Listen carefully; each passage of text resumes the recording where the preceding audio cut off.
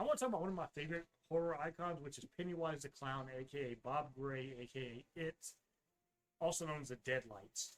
So, a very common misconception I see constantly is people say Pennywise is just a clown who was defeated by a bunch of children. He's not powerful, he's very weak, and he doesn't deserve respect.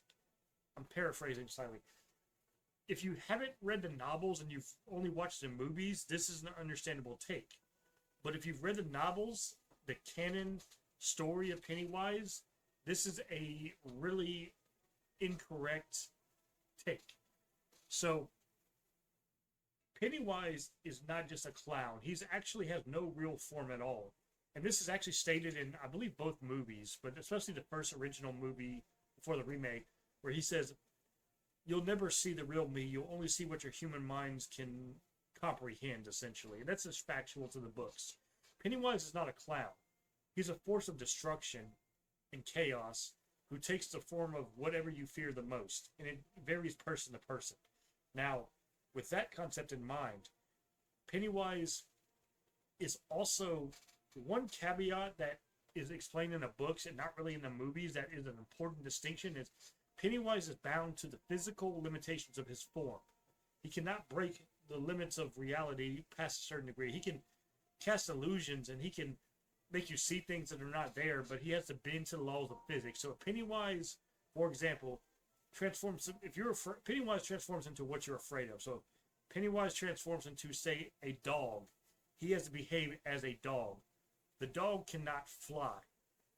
The dog cannot walk through walls. He is bound to the limitations of the form he takes. Now, he can change forms to give himself whatever he needs in the given time if it fits your fears. So, this is a misconception that is very important because Pennywise is not all powerful. He surrenders himself to the laws based on the shape he takes. Okay? This is important.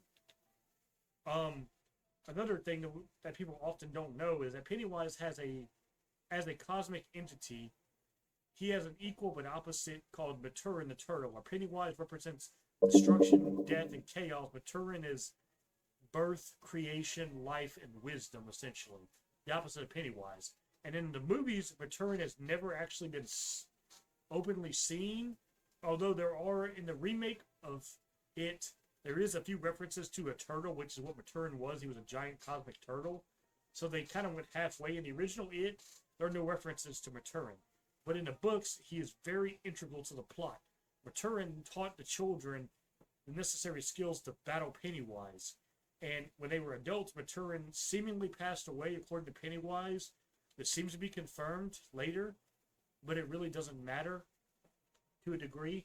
Because when they're adults, another cosmic being higher than Maturin or Pennywise also helps the adults ultimately kill Pennywise. So, I guess where I'm going with this is when people downplay it as just this clown who was defeated by children and he's not that powerful, they don't understand the concept of what Pennywise actually represents. He is a cosmic entity who came to our reality. He can feed on your fears, yes, and he's bound by the boundaries of those fears, but don't mistake that for weakness. Pennywise is incredibly powerful, and in both, as I said earlier, in both instances, the children and later the adults forms of those children who defeated Pennywise were aided by cosmic beings of a higher power who directly intervened to limit or kill Pennywise, depending on which story you're reading.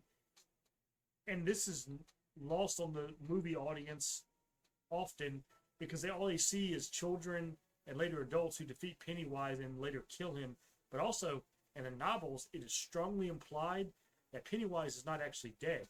Because in I believe it's the Tommyknockers, I think, they see, which is set years after the events of Derry, in Derry, when they were adults, someone sees a clown with silver eyes and holding a balloon, which is, it's Pennywise.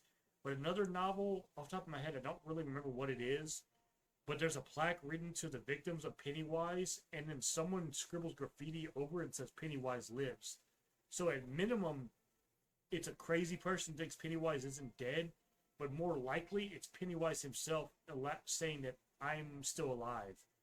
And also in the novel, and this was never explored in either movie, Pennywise is implied to be female or gender neutral, maybe, but it also lays lots of eggs, which I believe it's Ben stays behind to crush all the eggs, but you never get confirmation he actually succeeded. So it's very possible that Pennywise has a genetic, biological successor who carries on his work at a later time. Regardless of that, or Pennywise didn't really die, the movies and the books do not see eye to eye on this. And people are often given a false narrative of just what exactly Pennywise is, why he's defeated, and his level of power and influence. I hope this explanation has been informative, and I want to do more of these over time, so hopefully I will see you guys on the next one. Later.